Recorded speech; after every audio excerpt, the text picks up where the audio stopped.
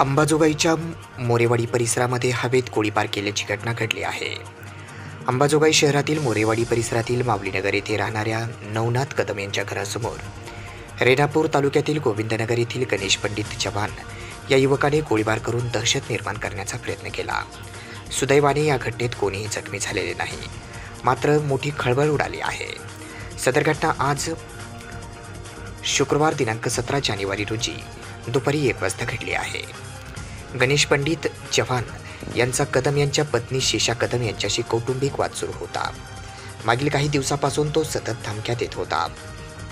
याबाबत कदम कुटुंबियांनी काही दिवसापूर्वी शहर पोलीस ठाण्यात देखील तक्रार दाखल केली होती.